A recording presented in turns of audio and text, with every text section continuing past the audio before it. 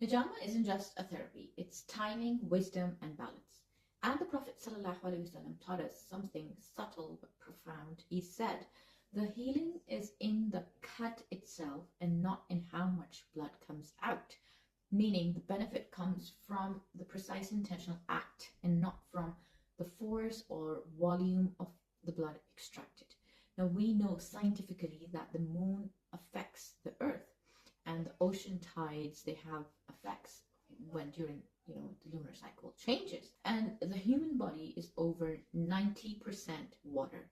So it has blood, lymph, interstitial fluids, which can be affected by the moon. But the question is not if it is affected by the moon, but the question is how much it's under the influence of the moon. And the Prophet ﷺ discouraged getting hijama on full moon days. Rather, he said we should be fasting. But getting hijama on full moon days is not haram. You can still get it. Even if you're fasting, you can get it. But what's happening physiologically? Fasting reduces blood volume, lowers inflammation, calms the nervous system. And at a time when bodily fluids are most active under the full moon, fasting brings body back into balance. So this is why the spiritual discipline of fasting, when it meets the biological regulation, it puts the body in harmony. And hijama was recommended after the full moon. That's the 17th, 19th, and 21st.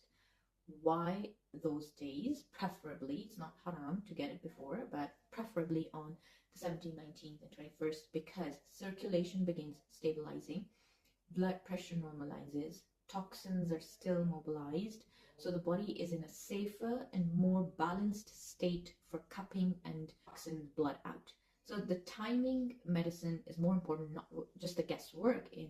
And in Tib and Nabawi, balance, massage is everything. Hijama helps remove stagnation, it relieves pressure, it restores blood flow, and flow also matters. But some people, like the flat earth researchers, they believe that tides are caused by electrostatic forces and not gravity, and that's their claim, and it's okay, whatever the mechanism you believe in, if it's whether the gravity or the electromagnetism or electrostatic forces. The point is that the moon correlates with measurable changes in nature and in us. And the Prophet ﷺ gave us certain timings to perform certain acts and deeds, and the results speak for themselves. So the Sunnah always leads to balance, and the science eventually catches